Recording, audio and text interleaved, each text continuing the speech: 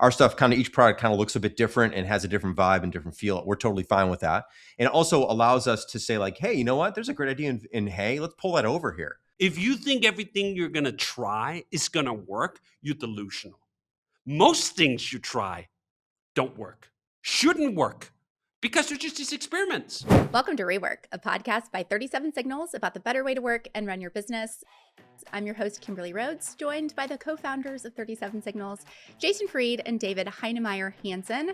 Well, this week, I thought we'd talk a little bit about, I'm calling it making things that multiply, but using some of the same ideas in one area of your business and translating it to another. For us, that sometimes is features from one product that get moved to another.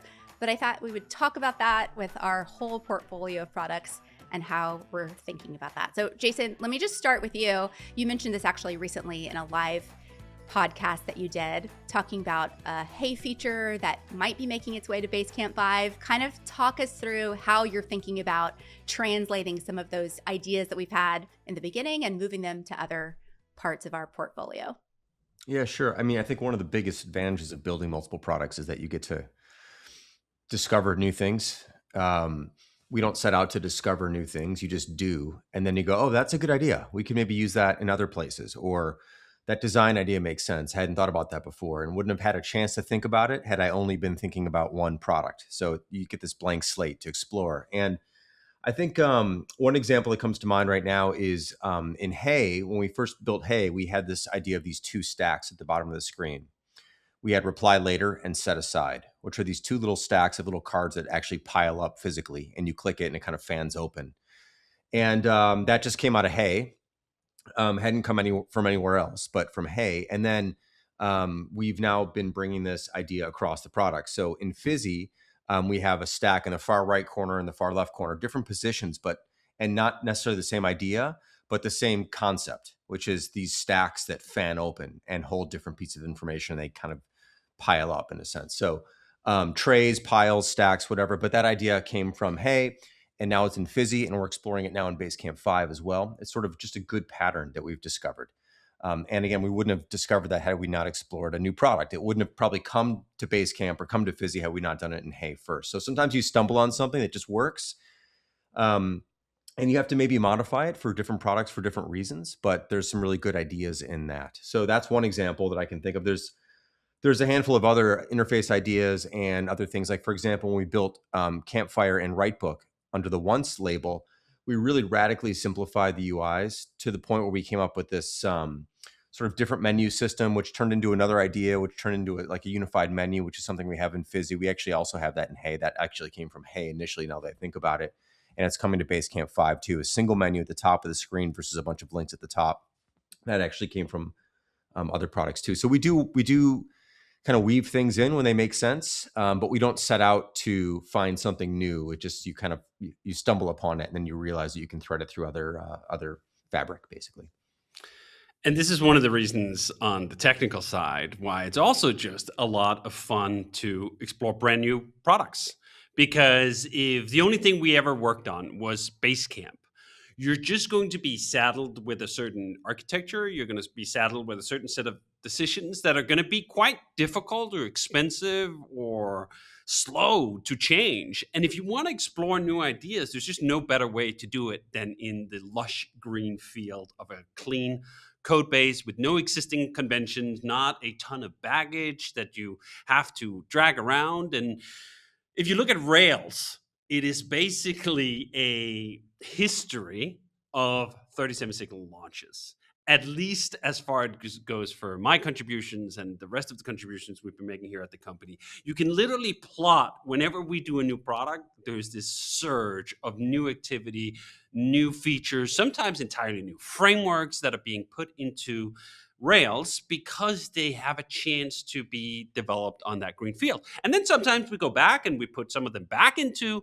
Basecamp, but a lot of the times just that initial progress, that initial move forward for the whole system comes because we're trying new ideas, because we're building something new in a brand new shell. And I think, unfortunately, for some people, for some programmers, they're robbed of that opportunity to really flex all their talent and their creativity because they only ever work inside of one limited code base, and maybe they do so for a very long time, and they just start taking certain decisions for granted, that's concrete. We just can't mess with that. We can't experiment with that because it'd just be too painful, just be too hard. And I've always felt that the joy of being a developer, being a company that creates new products, is that you get to use the best of your abilities, your very best ideas, your very best techniques, and in fact, evolving those things just that your ideas themselves improve because you're applying them in a new domain. And you really just don't get to do that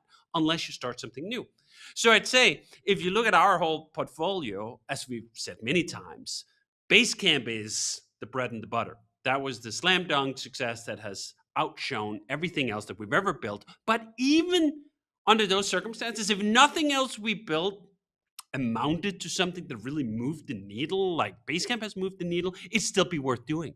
Because, as Jason says, many of those design techniques or new ideas or new patterns we develop in these new products, that's the kind of stuff we can take out of these labs, as they actually are to some extent, and then put them into a Basecamp, where less likely we were going to pioneer some of this stuff and experiment with it and expose it to customers as a first idea and just constantly move the cheese around, unless we had these labs, unless we had these experimentation rooms where we can just do things like that.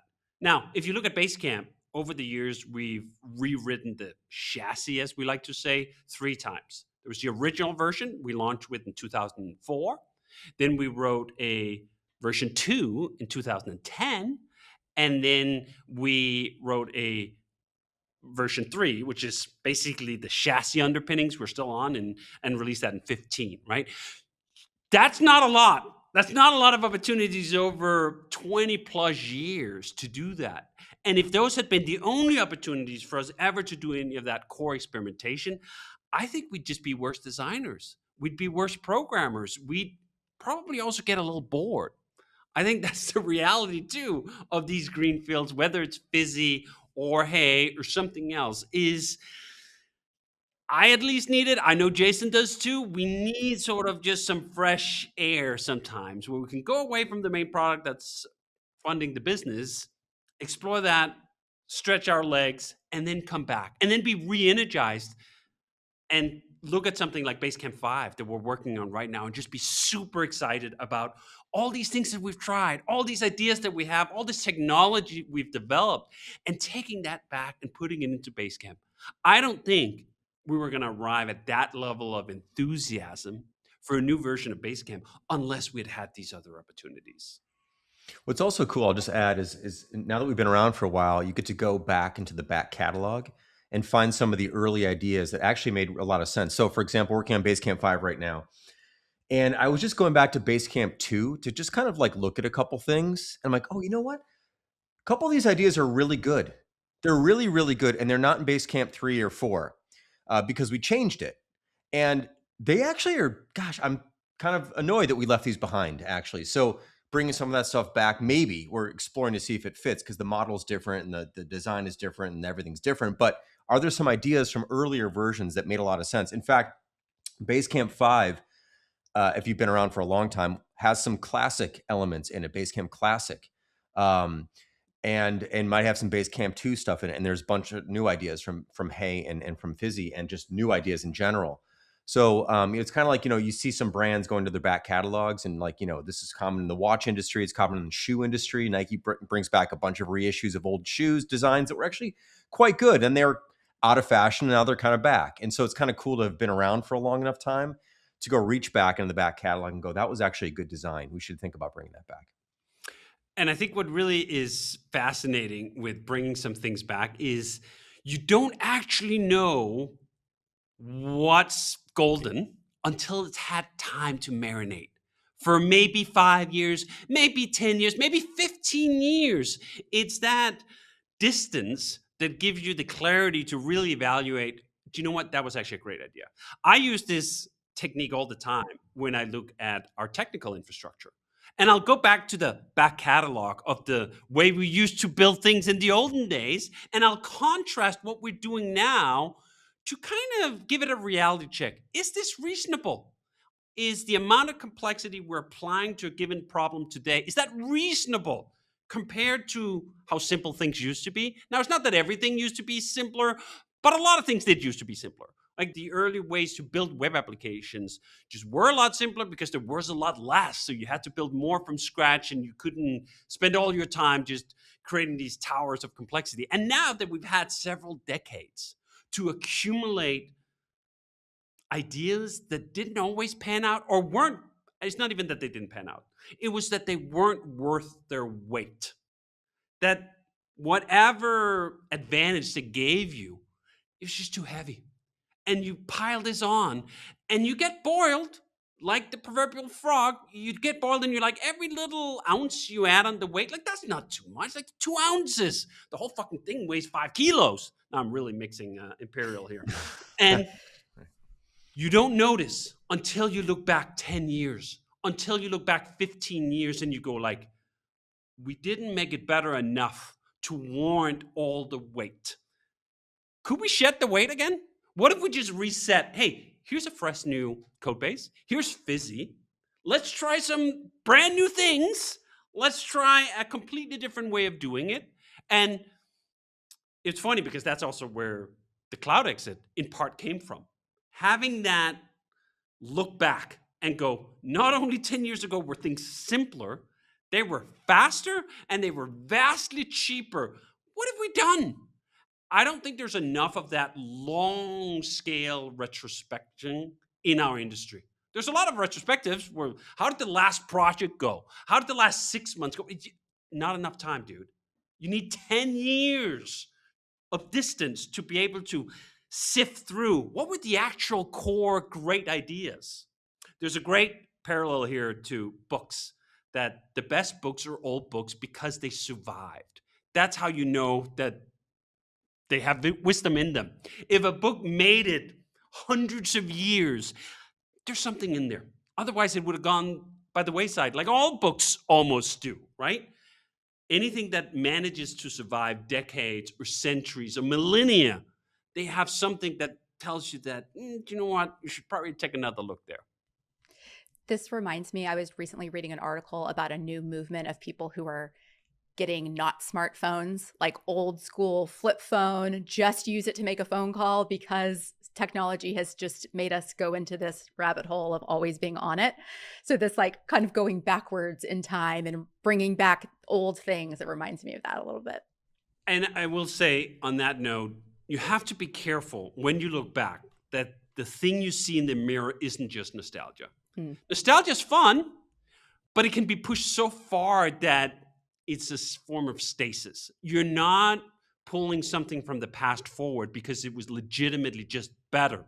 You're pulling it forward because it's giving you a vibe. Now, maybe that's fine. I mean, it works in fashion. It works for certain kinds of design. I mean, Jason mentioned watches. Much watch design literally has 100 years on it, and there can be something to that. But inside of technology, you really do have to carefully thread to here that you're not just loving the past because it was in the past. You're not just loving the past because I'll speak for myself here, now 46-year-old programmer, I think, oh, remember when I was 25? That's 20 years ago. So whatever was there 20 years ago is there for good because blah, blah, blah, right? Now, you got to really be careful that the nostalgia is, if it's the purpose for being, it's like seasoning, right? Like it's nice to get a loop back, a reminder, a nudge to like, remember that without being just soaked in it. And now nothing new can be good and everything has to be vinyl and film cameras and whatever. Like, it all has its place, but it doesn't appeal to me if it's just about it being stuck in the past. Yeah. And I'll add to that too, like just to be concrete about this, like I've been talking about going back to the back catalog and seeing something in Basecamp 2 that makes sense. It's not like going back to the back catalog and taking these stylistic cues from, 2012. Sure. It's actually like, for example, I'll be very specific. In Basecamp 2, if you go to a project, there's an activity block at the top of the project. It has, I think, the last 5 things that happened in the project. And we've moved that down below the fold, essentially, if we're talking about folds and screens, whatever, in future versions of Basecamp. But I'm actually looking back at that now. I go, it's actually really nice to drop on a project and know the last few things that have happened, so you can sort of orient yourself. Like, is this fresh? What's going on here? Without having to go hunt for it. So I'm not going to like lift that design wholesale and move it over. But conceptually, there's something really good about the thing we did before that I think we've lost in subsequent versions. So that's the point. It's not nostalgia in terms of like an aesthetic. It's more like that actually was a good idea. There's a reason behind that idea, and we lost that good idea, and we can bring the good idea back. So I like the idea. Like, it's just like no build is a good example of this too. Like, before there wasn't even an option. That's just how it was. And we're bringing that back now because it just makes more sense. We don't need to pre-process all this stuff. We didn't have to do it before. Why do we have to do it now? That's another example of like an idea that's time has come back, and it makes a lot of sense. I like to think about this in terms of benchmarks. Jason mentions this is design here is like, if you evaluate the project page in Basecamp can you quickly see whether something is fresh? Can you quickly see what's been done? Like, that's a benchmark, and you can measure different designs on that. Do you quickly get that sense, right? An old design can score better on that benchmark than a new design. As Jason said, doesn't mean you should copy the old thing, but you should now respect that benchmark and go like, okay, if we want to move the new design up, we have to change in certain ways. Maybe we borrow some ideas or some concepts, not about the aesthetics of it. Same thing with the technical stuff. Same thing with cloud versus on-prem, no build versus bundling and transpiling. If we set the benchmark of how long does it take to deploy, how many dependencies does it have, how quickly can someone get up to speed on a project they haven't touched in a long time, suddenly it gives you a lens to see whether you've actually moved things forward. Or not whether you move them forward. I think in almost all cases, some things move forward among some axes. Like, on one angle, this is correct and better. But is it the most important angle? If we brought back these other 5 angles and evaluated the whole thing together, you can then go, do you know what? Maybe we took a bit of a detour here. We got to get back on the path we were on, not for nostalgic reasons, or at least not only, and then follow that again. And I think that retracing of your steps is actually a completely human, normal way of learning and experimenting. If you think everything you're going to try is going to work, you're delusional. Most things you try don't work, shouldn't work, because they're just these experiments. And the intellectual honesty of being able to backtrace, being able to look at your former catalog and go like, do you know what? That was actually a better idea. Fine, okay. I'll go back and I'll try again along the route that was maybe in the other direction. It's just a lot of fun because it gives you that opportunity to interrogate your own work and let it teach you something. Like, there's so many lessons. Many of them we've written down in books that like, I'll forget. And then sometimes I'll catch someone, often because someone is tweeting like something out of REWORK, for example. And I go like, oh yeah, Jesus, that applies to the conversation or the decision we made 3 weeks ago. This is the hard part about wisdom. It's not about just like how much can you accumulate. It's can you recall it in the moment of need? Can you use that wisdom to apply to your actions so that you make better decisions in the moments? That's the tricky part. And that, like, the accumulation alone is not enough. It's the recall. It's do you have that lesson at the right time? And interrogating your back catalog is a wonderful way of just evaluating all that. Okay, I'm curious where you guys think about the line, or if there is a line, between repurposing some of your other ideas into these other products versus keeping these products very distinct and different from each other. For example, I've heard a lot of people ask about Fizzy in regards to Basecamp's card table. Like, when is card table going to get the things Fizzy has? I could see the argument being like, they're 2 very different products. I could also see the argument being like, there are some good ideas. Maybe we will move them over. So how are you guys thinking about kind of that delineation? I don't know. I mean, I think Fizzy actually became a lot more like card tables over the past 6 months. So really, Basecamp influenced Fizzy in that. Even though Fizzy is a brand new product, I think Basecamp had more influence on Fizzy than Fizzy might have influence on Basecamp. However, and this is not actually from Fizzy, it's really from Omachi, which is the keyboard commands, which are littered all over the place in Fizzy, and I mean that in a good way, are coming to Basecamp. So we want to be able to move through things quickly. So I mean that's a little bit of an aside, but I don't really know. I think we'll see. Basically, is how it, we're building Basecamp 5 right now. Card tables work really well in Basecamp 5. They're kind of Basecamp. Like kind of turning it into Fizzy might feel like incongruent in some way that may not make sense. I don't really know yet. We haven't explored that because card tables work really well in Basecamp already. But I'm sure everything else will get a little bit of this, a little bit of that, and sometimes it's subconscious too. You don't realize that this isn't, like, for example, Fizzy is very colorful and very vibrant. It leads with like an optimistic kind of feel to it because of the colors and the gradients and stuff. And Basecamp doesn't have a lot of that, and there's good reason for that.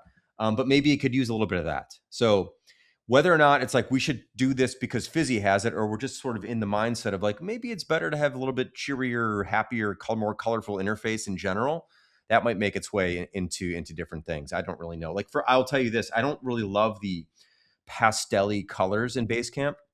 Like in card table, you can color the columns and they have this sort of pastel shade, which is pretty common across software, because you don't want typically you don't want like super saturated colors if you have to read text over those things.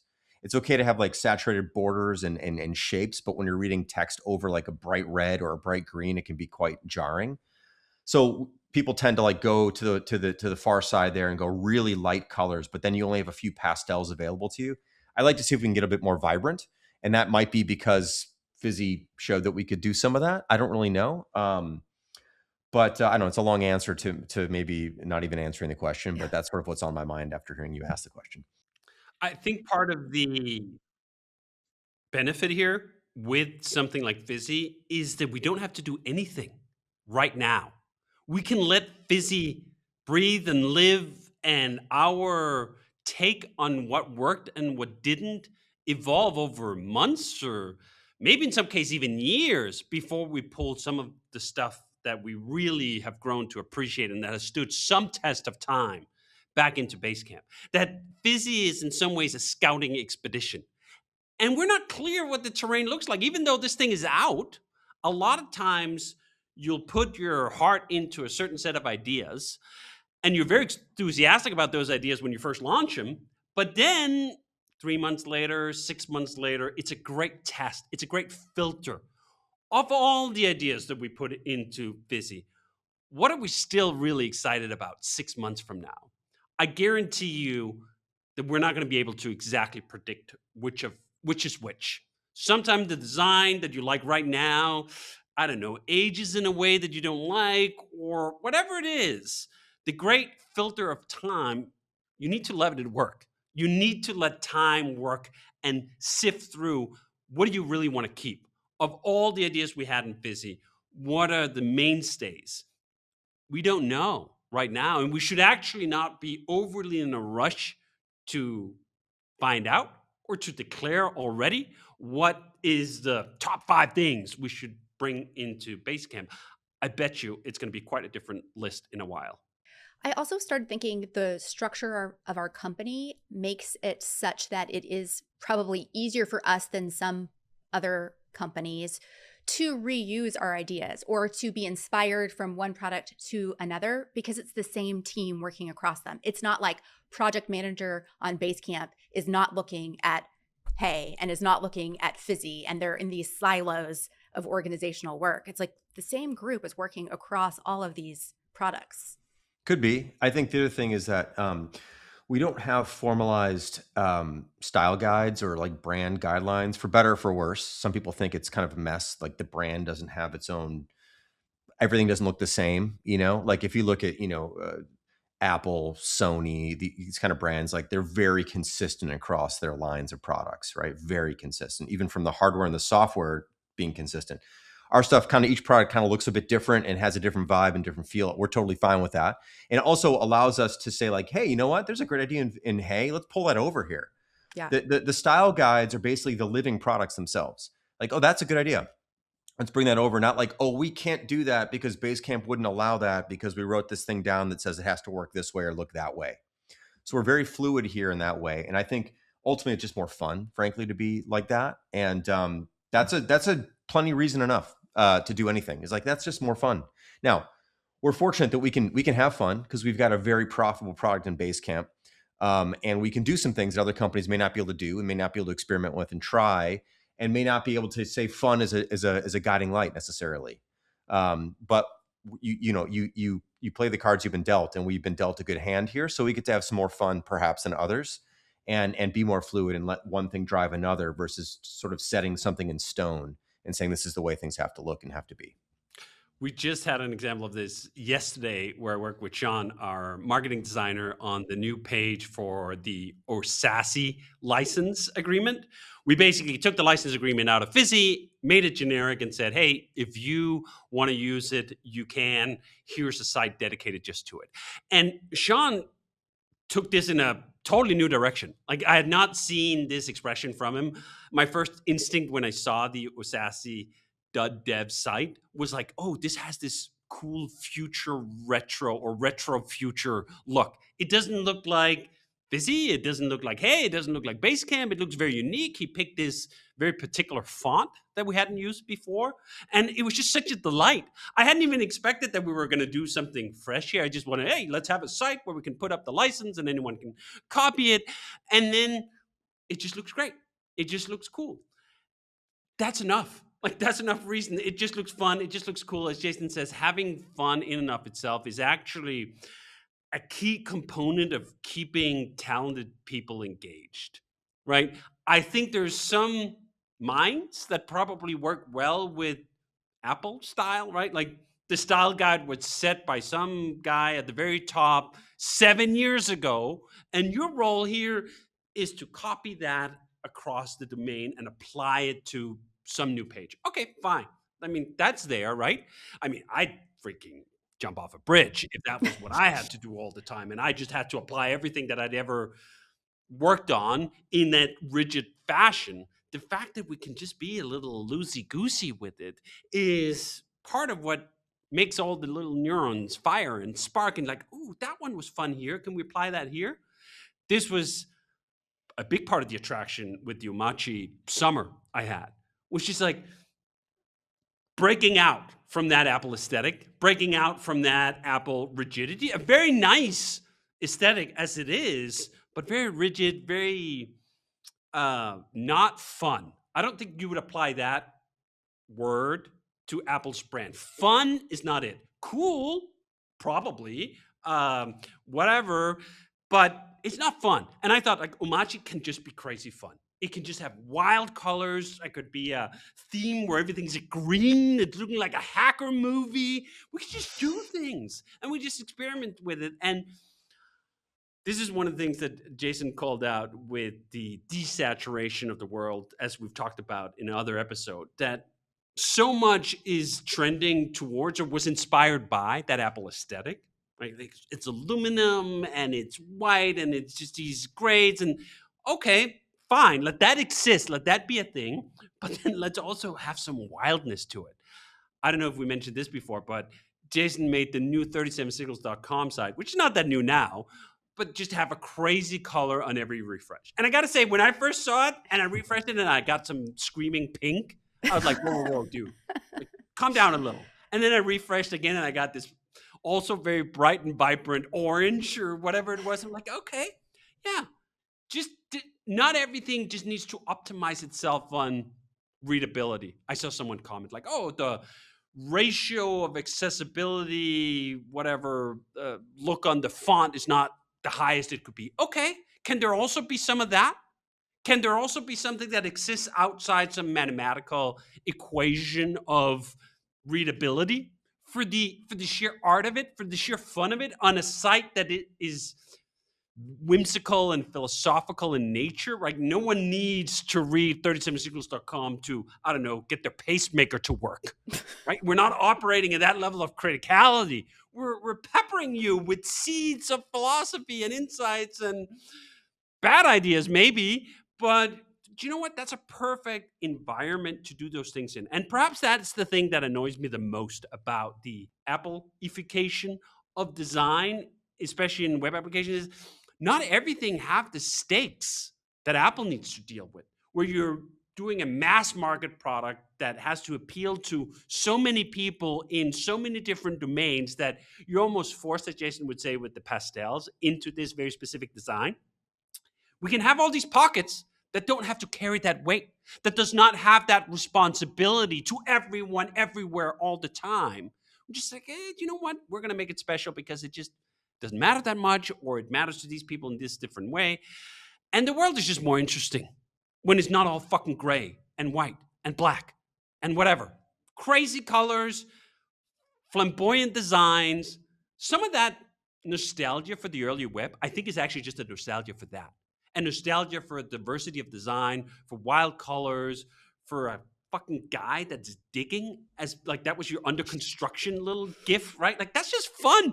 When was the last time you saw something that had that level of fun that you just had a gif going like dick, dick, dick, dick, dick? We can learn some of that, even if it's not the exact aesthetic from the past. I'll add one more thing. I don't remember the name of this. I was going to look it up, but my phone's in airplane mode, so it doesn't make noise. Carlos Segura, who was one of the original partners in 37 Signals, was famous maybe in the 90s, I think it was, for designing a design magazine, and I can't remember the name of it. But it looked unlike any other magazine you'd ever seen in that like text was overlapping, the font was tiny, text went to the edges of the page, so when you open the fold of a magazine, you couldn't even read part of it. And it got a lot of, someone's going to remember this. Maybe I'll remember it later, but it got a lot of flack because it was like, well, it's kind of unreadable. Some pages, I can't read them. And every page was different. And every article was designed custom, unlike traditional magazines where there's a format, right? You flow text in. Maybe there's a big picture at the top. Maybe there's a little bit of artsiness here and there. But for the most part, it's all about reading it. And this magazine was not about that. You could read it if you wanted to. You could try to read it if you wanted to. Some stuff you couldn't read at all. But it was just a statement like, you know what? There's plenty of magazines that you can read perfectly. This is not one of those. This is an art project.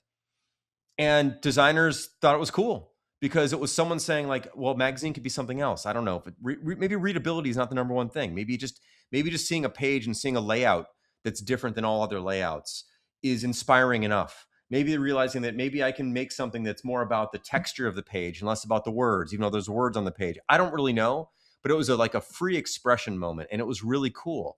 And it just always has stuck with me that like, not everything is about, like Dave was just saying, like never, like, yeah, our site 37signals.com, part of it is like the contrast is not perfect in some places. Who gives a damn? I just don't really care. It's not about that.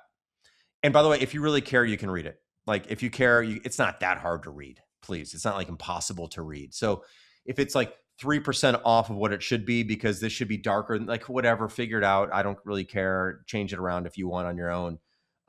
Copy the text, paste it somewhere else, read it, like whatever. But for the most part, it's just fun for us. And I think that's worth it half the time. It's funny because I was just watching 2001, A Space Odyssey on the plane coming here to Malibu. And I hadn't watched that movie in, I don't know, a very long time. I didn't remember the plot at all. And I realized after watching the movie on the plane why I didn't remember the plot. It fucking doesn't have a plot.